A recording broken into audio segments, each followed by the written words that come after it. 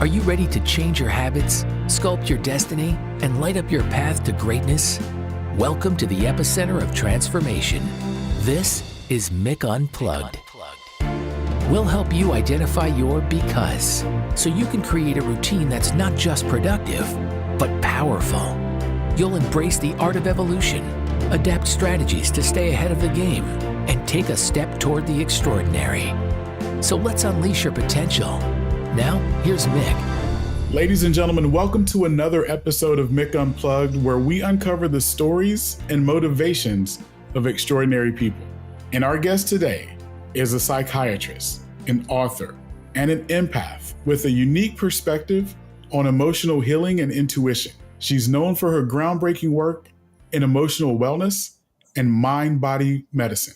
Please help me welcome the inspiring, the motivating, the captivating Dr. Judith Orloff. Dr. Judith, welcome to Mick Unplugged. How are you doing today? I'm doing great. I'm happy to be here with you. I am happy that you are here with me. So on Mick Unplugged, we really talk about, or we open with your because, right? That reason, that driving force that pushes us and makes us who we are. So Dr. Judith, I have a question for you. What was the driving force that led you to pursue a career in psychiatric work and emotional wellness? Like, what was that because? What was that fuel that got you going?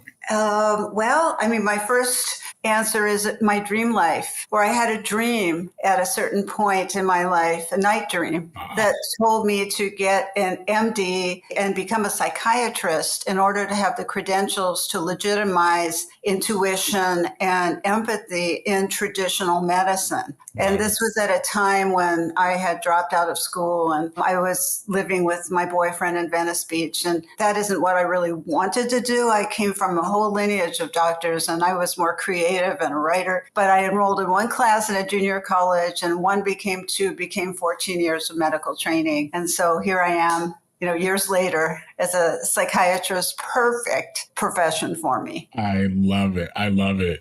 And in that world, one of the things that is really unique with you is that you are an empath. And I want you to break that down for listeners. What is an empath and what's that skill set that you are looking for that you're helping people? I'm an empath and a psychiatrist. So I combine my traditional medical training, which I revere and love, with being an empath. And an empath, now I wrote the book, The Genius of Empathy, to incorporate being an empath into your life and incorporate empathy into your life. Empathy is, I look at it like it's a spectrum where empathy is in the middle of the spectrum, where you have everyday empathy. I feel for you, I care about you. I care what happens to you. And then higher up on the spectrum are the empaths. And the empaths are the ones who are sensitive and open and loving and caring, but they tend to absorb the angst of the world and become an emotional sponge and take on everybody's stress, including the world's stress. And so the book is meant to give people strategies on how not to do that, how to be an empowered empath and to be that kind of person you want to be, that heart-centered, intuitive, loving person without getting drained by it. I love it. And so your team sent me a copy of the book and I'm probably 3/4 of the way going through it the second time. That's how powerful the genius of empathy is. And the reason that I'm reading it literally back to back is because it opens your mind and your soul. And for me, it gave me answers to a lot of decisions that I make in life. Like I feel like understanding who you are from an empathy level and then how to communicate with others. And I know that that's probably not the pretense of the book, but that's what I was getting out of it. And now that I'm going back into it, it's like, oh, Mick, that's why you make the decisions that you make, because this is how you're seeing things or this is how you're feeling things. And that is awesome. So I would love to hear from you. What are some of the things that people can get out of the book? Because I don't want to just tell my version. We have the source right here, ladies and gentlemen. So let's hear it directly from the source. Well, I divided the genius of empathy up into 3 parts. One is healing yourself, how to show empathy towards yourself, which is so important.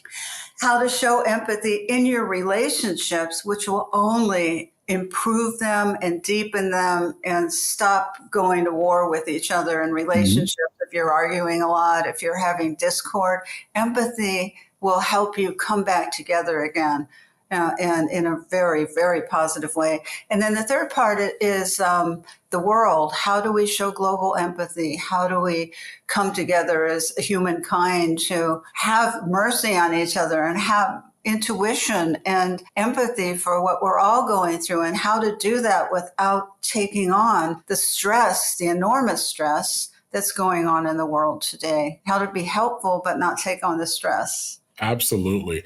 And you talked about intuition a little bit there. How does intuition play a role in your approach to psychiatry? Well, I tune into all my patients. I intuitively tune in, as well as I listen with my traditional medical cap. And then I also listen with my intuition, which is my gut feeling, my sense of energy, any knowings that come to me, any impressions, sight, smells, sounds, knowings, any flashes that come to me. So intuition just goes on all the time. And creative people know a lot about intuition, because you have to go by intuition. If you're writing, you have to go with the flow. You can't just think your way there, Yeah. And so intuition is a huge part of who I am. It's hugely important. And I think it results from being empathic. As the more I can show you empathy, the more my heart opens, and then the more my intuition opens. Love it. And you keep going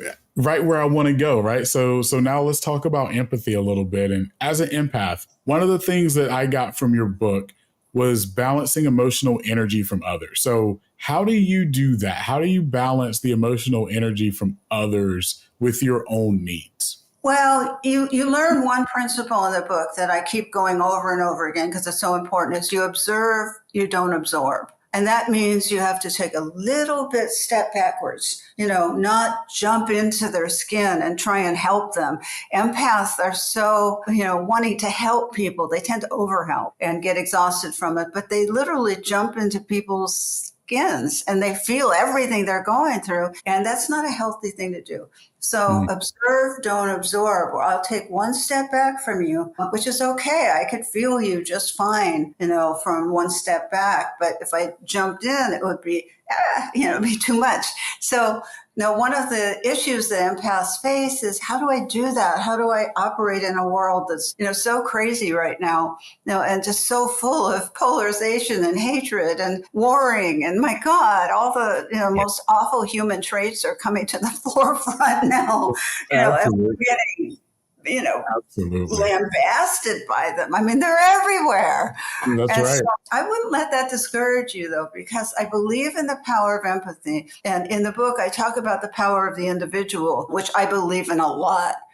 People say, oh, what can I do as an individual? Everything. You can start with yourself, begin to, embody the change you want to see. Just treat yourself nice for once.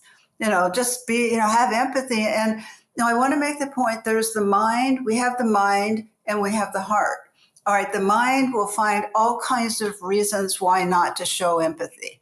He doesn't deserve it. He hurt me too much. He's been impolite, or whatever. There are a million reasons. But that isn't where you want to go for empathy. You want to come down to your heart, as your heart wants to find all kinds of reasons why to have empathy. And it doesn't mean letting someone off the hook. And I want to make that really clear. It doesn't mean being a doormat. It doesn't mean any of that. Mm-hmm. It just means learning to find something in this poor person who hurt you to feel empathy for. Maybe they were abused as a child and it's just impossible for them to have relationships, and you got caught in that whole pattern. Maybe that's it. So you can have empathy a little bit. And what that helps you do, first of all, is shift the pattern of hate, and also allows you to be freer of that person because you're not harboring the resentment, which gloms onto you energetically. You don't want that.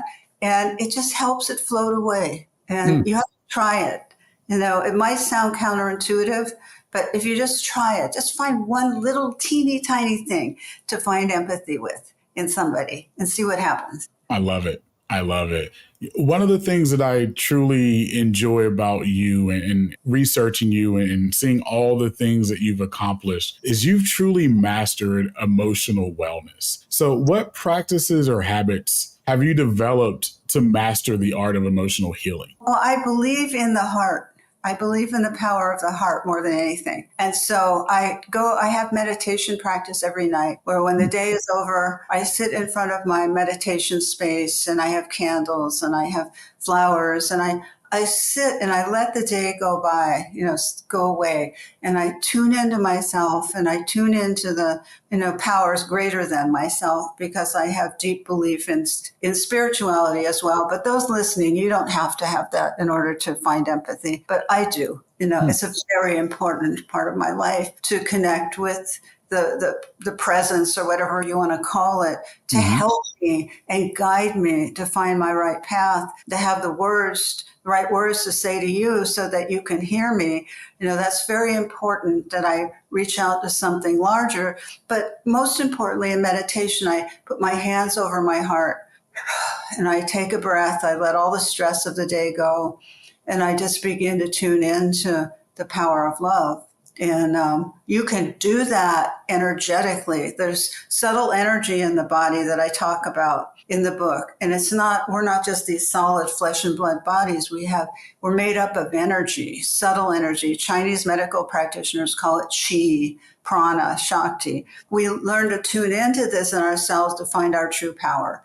And it comes from the heart, and you can build that heart up. And so, at the end of the day, I look outside and everybody's asleep, and I'm sitting there meditating, and it's a wonderful feeling. Yeah.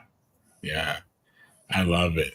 So as a psychiatrist, right, like I'm sure you have to deal with emotional boundaries with your patients or clients. Like how do you set up or how do you establish emotional boundaries with your Boundaries are key for an empath to not feel drained by the world. And certainly as a psychiatrist, I need to set boundaries with my patients, which, the patients are easier than other people for me. The patients, I've been seeing patients for, so many years, and I know how to sit with them and not get personally involved, but be there in order to see with a capital S and to be able to feel what's going on in service of helping them.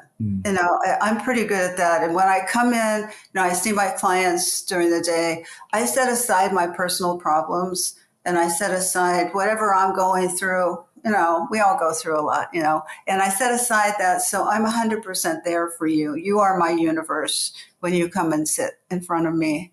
And that's how I am with my patients. It's a bit harder on a personal level because I need to set limits and boundaries to protect my energy. And that's very key in the genius of empathy, how to set limits and boundaries to protect your energy. But I know many people feel guilty about doing this. And so I teach my patients how to do it and deal with the guilt because they were taught maybe something else growing up, that you're a compassionate person only if you give 200% of the time and you never say no. And I don't believe that. I think we need, in this day and time, we need to be warriors. We need to be strong. And if you can't set a boundary, you're lost. Right. You're going to just get drained. There's no way around it. So whatever guilt you had from your childhood about speaking up for your needs, you need to work with somebody or journal about it and begin to heal that so that you can set a boundary. I talk about in the book, how no is a complete sentence.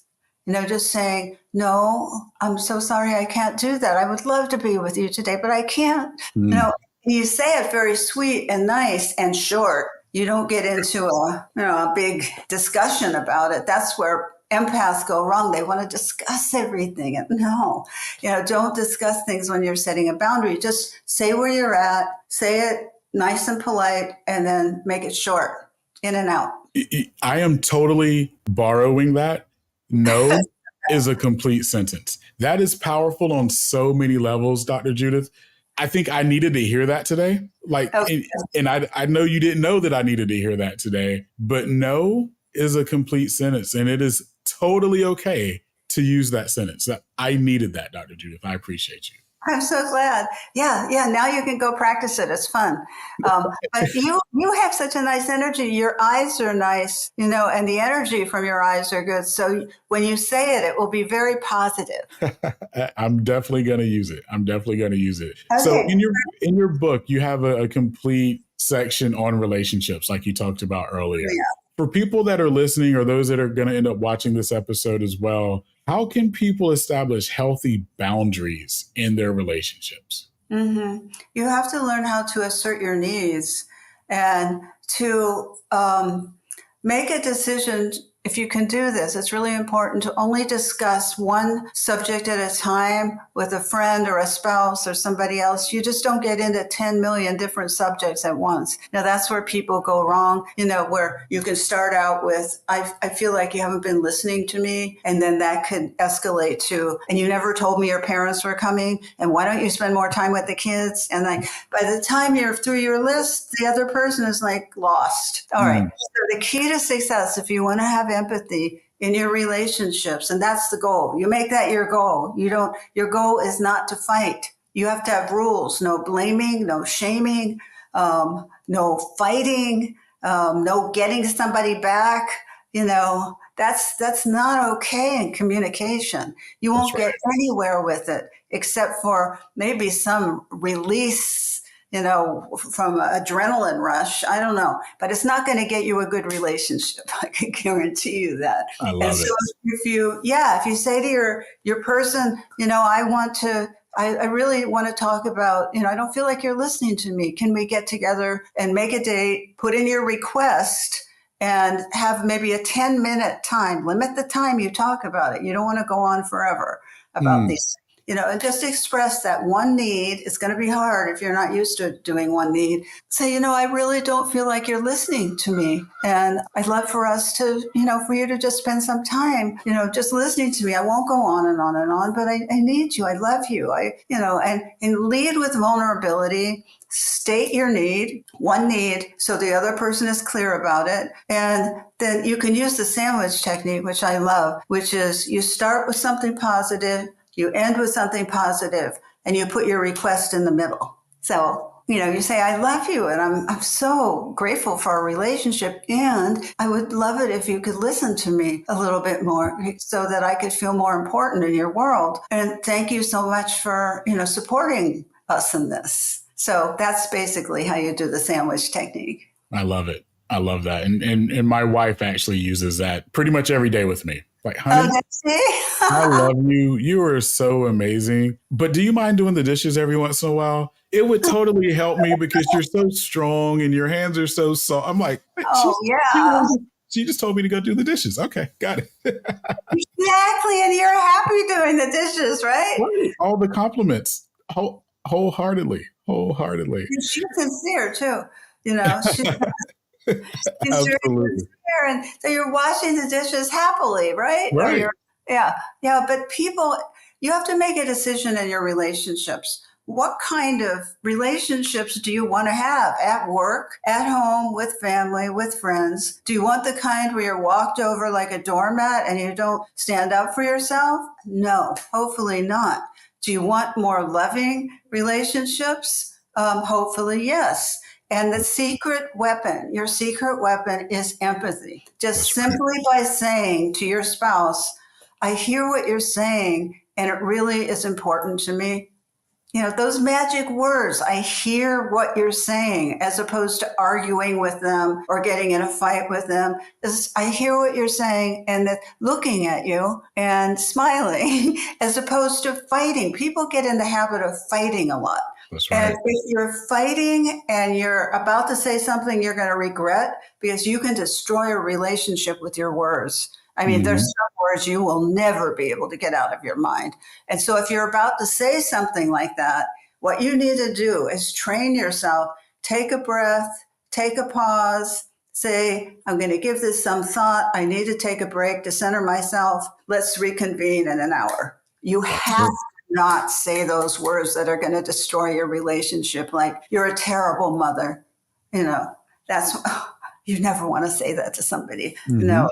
very hurtful, and you can't get some things out of your head, and which ones stick, there's no way of predicting. But if you have these things in your head that you think your beloved said to you, it's hard to let them go. So you don't want to blurt things out. That's part of being empathic. So in the book, it's all practical strategies, how to show empathy during an argument. How to show empathy if your loved one is going through a physical challenge or an emotional challenge. How to show empathy if you're burnout and you don't have much to give. How to show empathy with a coworker who's a chronic talker and I don't know what to do. I can't interrupt them, kind of thing. So the book is a guide on how to deal with people with empathy, not with disregard for the person. Don't just assume that they're terrible people and they don't deserve any kind of consideration from you. I talk about the namaste effect, where in India, sometimes when you greet someone on the path, you say namaste, and it means I respect the spirit within you. I might not like you. I might not agree with you, which is fine, but I still have a respect for you as a human being. And if we had that basic respect for one another, even if we disagree, the outcome of our conversations would be different. That's so true. That is so true. You've been so gracious with your time today, Dr. Judith. 2 questions, and I promise I'll get you out of here. Okay. It's 2024. The world is evolving. People are evolving. How do you see mind-body medicine evolving in the coming years? I see more of an awareness about empathy and empaths, and that empaths aren't going to be misdiagnosed as chronic anxiety disorder or Epstein-Barr or chronic depression. It's not. Empaths are going to be seen as powerful, beautiful people who need to learn strategies in order to cope with the world. So I see evolution there, and I see there's such a strong desire among all the patients that come to me to be seen in an intuitive and an empathic way, as well as have my traditional knowledge available to help them navigate if they need to go through the system. Because I really know how to do that, and it's really helpful. So I know the system, and so I can help people through it. Nice. I see it going in a good direction. I certainly give workshops for healthcare practitioners on how to incorporate intuition and empathy into patient care. And, more and more physicians are doing that. And certainly Chinese medical practitioners, acupuncturists, body workers, they're all into it already. They're way ahead of the doctors. So, but we're moving in that direction. That's great. That's great. Last question. For the listeners that are struggling today with emotional challenges and with empathy, what words of encouragement do you have for them? I see you. I feel you. You're an important person. I hope you can show yourself some self-empathy. There's a chapter, and if you get the book, there's a chapter in the book on self-empathy, what to say to yourself to help build up your own self-esteem, and when you're going through a really hard time, how to treat yourself, as opposed to beating yourself up, which so many people do. They go to war with themselves. In the mind, it becomes a torture chamber with negative voices talking. You want to shift into your heart and say, it's really hard. This is really hard. And you're doing the best you can, as opposed to, what's wrong with you? You shouldn't feel sick now. Whatever these horrible things that we all say to ourselves if we're not disciplined and come to our empathic, loving hearts. And be with people like you and, people who are loving and supportive. You want to have a positive bubble around you when you're going through a hard time. You don't want to have these energy vampires sucking you dry with all kinds of weird behaviors. You want to have love. Just go where the love is. That's amazing. Everyone, the godmother of empath, Dr. Judith Orloff. www.drjudithorloff.com. We're going to have all this available in the show notes. Dr. Judith, where else do you want people to find you, follow you, and obviously getting a copy of The Genius of Empathy? You can sign up for my free empathy newsletter on my website and just get updates once a month, online newsletter, drjudithorloff.com. And I'm traveling around on a book tour. So those of you who'd like to come and see me, I'm doing some in-person events. On May 8th, I'll be in Roman's bookstore in Pasadena in California. And then I'll be in Portland, New Renaissance Books next week. And then in Phoenix at the end of next month. And then I'm giving online workshops as well. If you want to get into the empathy conversation, just be honest with where you're at and try and, get more of us to practice empathy and feel the benefits of it. So thank you so much. It was so nice meeting you. I really like you. It was nice meeting you as well. You are amazing. And for all the listeners out there, remember, your because is your superpower. Go unleash it. Thanks for listening to Mick Unplugged. We hope this episode helps you take the next step toward the extraordinary and launches a revolution in your life. Don't forget to rate and review the podcast, and be sure to check us out on YouTube at Mick Unplugged. Remember, stay empowered, stay inspired, and stay unplugged.